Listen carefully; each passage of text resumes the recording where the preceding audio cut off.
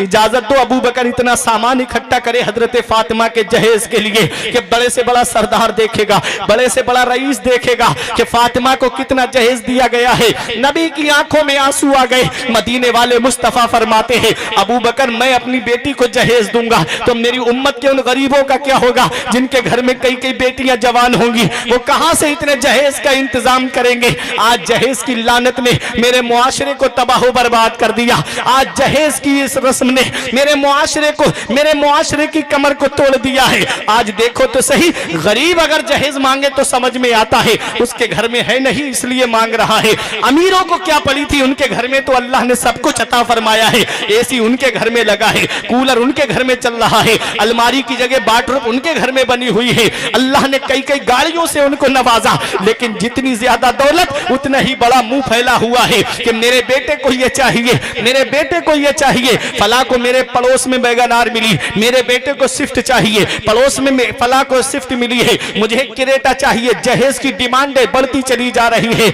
आज जिसके घर में 3-3 बेटियां हैं उस गरीब को रात में नींद नहीं आती, रातों की नींदें उड़ गई है। कहां से मंगनी के नाम पर पैसे इकट्ठे करूं, कहां दिखनौर के नाम पर पैसे इकट्ठे करूं। अरे शादी में कर्जा लेकर के शादी कर भी देता है तो और बेटियों के बालों में चांदी उतर आती है, बाल सफेद पड़ने लगते हैं। आज बेटियों की आमद पर, पैदाइश पर आदमी अपने चेहरे क्यों बिगाड़ रहा है? उसकी वजह यही है कि जब बेटी आती है तो आदमी सोचता है अब इसकी शादी कैसे करूंगा, अब इसके लिए कहां से इतना जहेज इकट्ठा करूंगा, अब कहां से इसके लिए कैश इकट्ठा करूंगा। इतना याद रखना प्यारे मुसलमानों, अल्लाह कुरान में इरशाद फरमाता है तुम अपनी औलाद को गरीबी के डर से कत्ल मत करो, हम तुम्हें भी रोजी देते हैं, तुम्हारी औलाद को भी रोजी देते हैं। अल्लाह ने 25वें पारे में फरमाया यखलुकु मा यशा यहबु लिमन यशाउ इनासा व यहबु लिमन यशाउ ज़ुकुरा और युज़व्विजुहुम ज़ुकुराना व इनासा। अल्लाह कुरान में फरमाता है अल्लाह है जो चाहता है वो पैदा फरमाता है, जिसको चाहता है उसे बेटियां अता फरमाता है। अल्लाह जिसे चाहता है उसे बेटे अता फरमाता है, अल्लाह जिसे चाहता है उसे बेटे और बेटियां दोनों अता फरमाता है, अल्लाह जिसे चाहता है उसे बांझ बना देता है। सब अल्लाह के दस्ते कुदरत में है। बताना मकसद ये है इस आयत करीमा में अल्लाह ने सबसे पहले बेटे का जिक्र नहीं फरमाया है बल्कि बेटी का जिक्र फरमाया है। मुफस्सिरीन किराम फरमाते हैं जिस घर में बेटी आती है उस घर में अल्लाह की रहमतें नाजिल हुआ करती है, उस घर में अल्लाह की रहमतें नाजिल होती है। और हमने देखा है बेटियों का नसीब बुलंद होता है, बेटियों का नसीबा बुलंद होता है। अल्लाह ताला ने बेटियों को ऐसे नसीब अता फरमाए हैं। हजरत जुन्नून मिस्री एक बहुत बड़े अल्लाह के वली गुजरे हैं। 10 साल तक उनके लिए आसमान से दस्तरख्वान उतरता रहा, 10 साल तक उनके लिए आसमान से खाना उतरता रहा। एक दिन दिल में ये ख्याल आ गया ये खाना मुझको मेरी वजह से मिलता है, आज ये खाना जो मुझे मिल रहा है मैं अल्लाह का वली हूं इसलिए मुझको ये खाना मिल रहा है। 10 साल के बाद में जब उनकी बेटी का इंतकाल हो गया तो वो दस्तरख्वान आना बंद हो गया, वो आसमान से खाना आना बंद हो गया। अल्लाह के वली जनाजे पे सर पकड़ के रो करके कह रहे थे ये खाना मुझको मेरे नसीब से नहीं मिलता था बल्कि मेरी बेटी के नसीब से मिलता था, मेरी बेटी के नसीब से मिलता था। जुल्मते वक्त में तनवीर बन के आती है, खुशनुमा जीस्त की तहरीर बन के आती है। बेटियों से जिन्हें नफरत है ये बतला दो उन्हें, बेटियां बाप की तकदीर बन के आती हैं।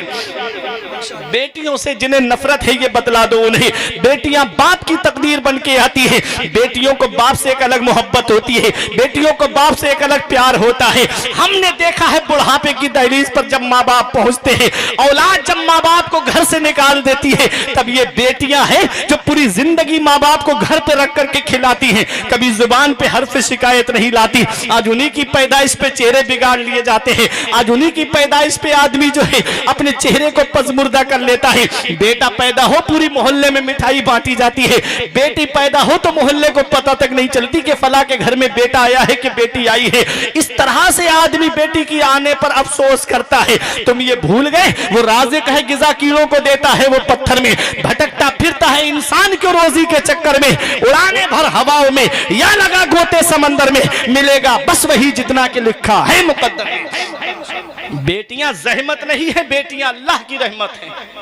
जिस घर में बेटी जन्म लेती है उस घर में अल्लाह की रहमत के फरिश्ते आके अपने नूरानी परों से पूरे घर को छुपा लेते हैं। हफ़्फ़त अलैहिमुल मलाइका, फरिश्ते नूरानी परों से घर को छुपा लेते, कहते हैं सलामुन अलैकुम ऐ घर वालों, तुम्हारे ऊपर अल्लाह का सलाम हो, तुम्हारे घर में बेटी का आना मुबारक हो। जिस घर में पहले बेटी जन्म लेती है, ये मदीने वाले मुस्तफ़ा की सुन्नत है। मेरे नबी के घर में सबसे पहले बेटी ने जन्म लिया था।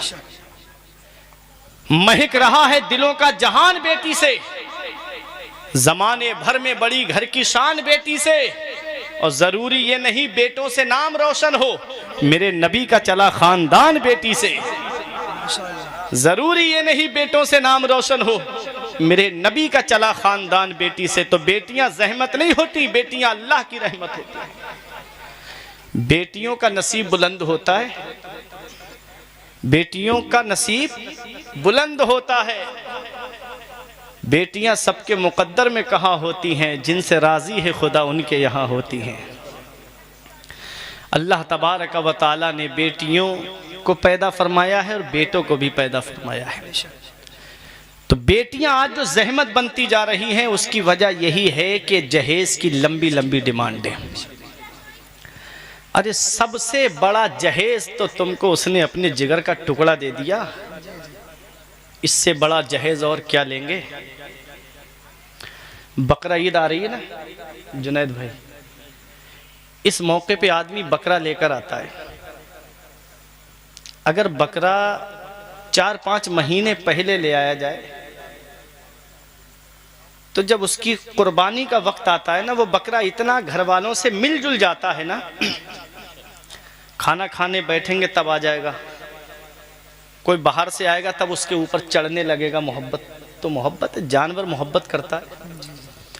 उस बकरे से आदमी को इतनी मोहब्बत हो जाती है, जब उसकी कुर्बानी का वक्त आता है ना, तो पूरा का पूरा घर बाहर निकल जाता है। हमने भी एक जगह मस्जिद में इमामत की, तो कुर्बानी का जब वक्त आया ना, वो बच्चा था, उन्होंने पाला, फिर कुर्बानी के लिए बोल दिया। कुर्बानी का जब उसका नंबर आया तो पूरा घर बाहर। हमने कहा कहाँ जा रहे हो, किसके नाम की होगी, तो बता दिया अब्बा के नाम की होगी। हमने कहा जा कहाँ रहे, कहा इसकी कुर्बानी नहीं देख पाएंगे हम। ये हमारे घर में हमसे इतना मिलजुल गया है कि हम इसको कुर्बान होता हुआ नहीं देख पाएंगे। ये एक जानवर है, अगर 4-5 महीने पहले आ जाए तो उससे इतना लगाव हो जाता है कि हम उसकी कुर्बानी नहीं देख पाते। जरा दिल पे हाथ रख करके सोचो, एक बाप अपनी बेटी को 15-16 साल अपने सीने से लगा के रखता है, उसे अपनी बेटी से कितनी मोहब्बत हुई होगी, उसे अपनी बेटी से कितना प्यार होगा। ये जहेज लेने वाले नहीं सोचते ना, ये जहेज की लंबी लंबी डिमांडें करने वाले नहीं सोचते ना, उस बाप को अपनी बेटी से कितनी मोहब्बत होगी जो अपनी बेटी की हर ख्वाहिश को पूरा करता है। ये जहेज की लंबी लंबी डिमांडों ने आज कितनी बेटियों के घरों को तबाह कर दिया। चंद सालों पहले आयशा नाम की लड़की ने समंदर में कूद के जान दी, कहा मुझे मर्दों की सूरत से नफरत हो रही है, जहेज के नाम पे मेरे ससुराल वाले मुझे टॉर्चर करते, परेशान करते। अगर मदीने वाले मुस्तफा की सुन्नतों को अपनाओ, नबी के तरीके को अपनाओ और शादी करो तो ऐसी करो सादगी के साथ, जैसे अली का अक्द हुआ फातिमा के साथ, जैसे अली का अक्द हुआ फातिमा के साथ। मदीने वाले मुस्तफा अपनी बेटी फातिमा का निकाह फरमाते हैं किसके साथ, मौला अली शेर खुदा के साथ, जिनके पास ना तो रहने के लिए मकान है, रिवायतों में मिलता है सिर्फ एक जोड़ कपड़े थे जो मौला अली शेर खुदा पहने हुए थे। आज हमारे यहाँ रिश्तों का मियार बदल गया, आज हमारे यहाँ शादियों का मियार बदल गया। आज हमारे यहाँ पर जब शादी का नंबर आता है, चाहे लड़का हो या लड़की, तो हम क्या देखते हैं, लड़के की दौलत देखते हैं, लड़के का कारोबार देखते हैं, लड़के का बिजनेस देखते हैं, उसका अकीदा भी नहीं देखते, उसका अमल भी नहीं देखते। हम ये नहीं देखते कि ये नमाज पढ़ता है या नहीं पढ़ता है, हम ये भी नहीं देखते ये रोजा रखता है या नहीं रखता है। एक साहब से हमने कहा, ए भाई आप उसके साथ अपनी बेटी का रिश्ता क्यों करने जा रहे हो, जो नमाज भी नहीं पढ़ता, जो रोजा भी नहीं रखता, रमजान के महीने में खुलेआम गलियों में खाता हुआ फिरता है, तुमको कोई नेक परहेजगार लड़का नहीं मिल रहा है। कहते मौलाना उसका बिजनेस तो देखो, मौलाना उसका कारोबार तो देखो, मौलाना उसका मकान तो देखो, मेरी बेटी बहुत आराम में रहेगी, मेरी बेटी बड़े सुकून में रहेगी। नहीं मानी मौलाना की बात, चले गए अपनी बेटी का रिश्ता करने के लिए। जब शादी हो गई तो 2-3 महीने के बाद में आके रोते हुए आए, कहते हैं मौलाना साहब कुछ करो, मुझे रात की नींद, मुझको रात में नींद नहीं आती। हमने कहा परेशान क्यों हो? कहने लगे कि मेरी बेटी के वो हक अदा नहीं कर रहा है, वो मेरी बेटी को मारता बहुत है, मेरी बेटी को सताता बहुत है। हमने कहा तुमने उसके साथ अपनी बेटी का रिश्ता किया क्यों था? हमने तुमसे कहा था ना कि जो नमाज नहीं पढ़ता है, जो रोजा नहीं रखता है, ये हुकूकुल्लाह है। अरे जो अल्लाह का हक अदा नहीं करता है वो बंदे का हक क्या अदा करेगा? अपनी बच्चियों की जब शादी करो तो दौलत को मत देखना, पैसे को मत देखना, उसके बिजनेस और कारोबार को मत देखना, उसकी दीनदारी को देखना, उसकी परहेजगारी को देखना। अगर वो नमाज पढ़ता है, रोजा रखता है, अगर ईमान वाला है, अपने ईमान में सच्चा है, तो अपनी बेटी का रिश्ता उस गरीब के साथ कर दो। निकाह करना तुम्हारा काम है, मालदार करना परवरदिगार आलम का काम है, दौलत देना परवरदिगार आलम का काम है। और जब बेटे की शादी करने के लिए खड़े हो तो जब लड़के की शादी करो तो क्या देखो, नबी इरशाद फरमाते हैं, क्या फरमाया मेरे आका ने? आका इरशाद फरमाते हैं जब इंसान निकाह करता है तो वो 4 चीजें देखता है, या तो लड़की की दौलत देखता है, या लड़की का खानदान देखता है, या लड़की का हुस्न देखता है, या लड़की की दीनदारी को देखता है। नबी फरमाते हैं ऐ मेरे उम्मती, जब तू अपने बच्चे का निकाह करे, जब तू अपने बेटे का निकाह करे तो लड़की की दौलत मत देखना, उसका खानदान मत देखना, उसका हुस्न जमाल मत देखना।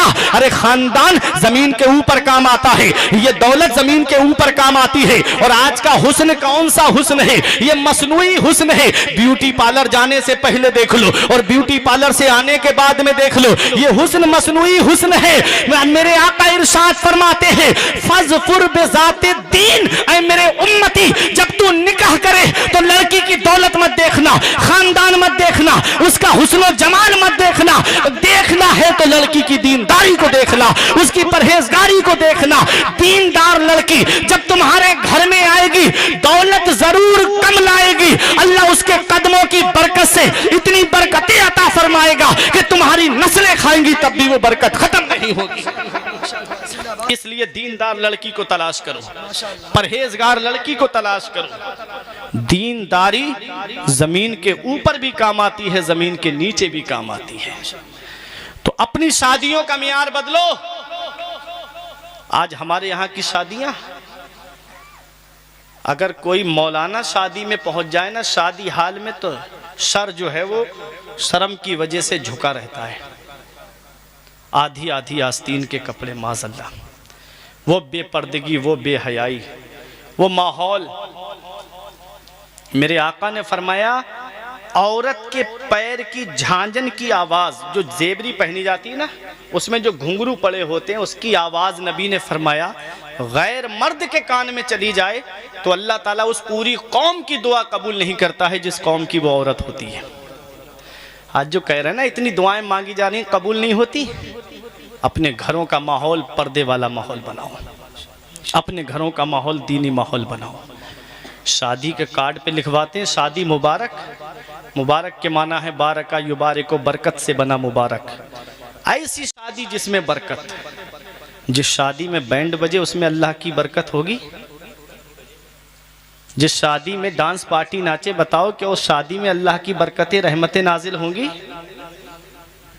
1-2 महीने के बाद बैंड बजना शुरू हो जाता है, फिर कोर्ट कचहरियों के चक्कर लगते हैं, फिर अफसोस जब बाप अपनी बेटी को लेकर के वकीलों के सामने बेपर्दा करता है।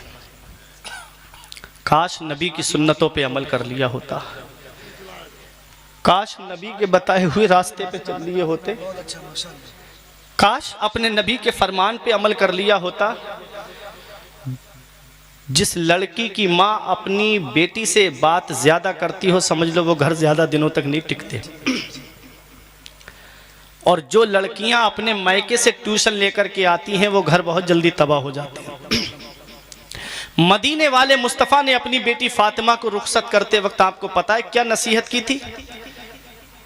मदीने वाले मुस्तफ़ा ने फरमाया फातिमा आज मेरी बेटी तुम मेरे घर से रुखसत होके जा रही हो, कल कयामत में इस हाल में मुझसे मिलना मेरी बेटी, तेरा शौहर अली तुझसे राजी हो। माशाअल्लाह। अपने शौहर का कहना मानना, अपने शौहर की फर्मा बरदारी करना। आज हर बाप अपनी बेटी को ये नसीहत कर दे तो आज ये कोर्ट कचहरियों के झगड़े खत्म हो जाएं, कोर्ट कचहरियों के चक्कर लगने बंद हो जाएं। हमारी शादियों के मियार बदल गए, हम नबी की सुन्नत को भूल गए, हम नबी के तरीके को भूल गए, नबी के बताए रास्ते पे हमने चलना छोड़ दिया। डॉक्टर इकबाल ने इसीलिए कहा था कि तरीके मुस्तफ़ा को छोड़ना है वजह बर्बादी, इसी से कौम दुनिया में हुई बेइक्तिदार अपनी, हमें करनी है शहंशाह बतहा की रजा जोई, वो अपने हो गए तो रहमते परवरदिगार अपनी। तरीके मुस्तफ़ा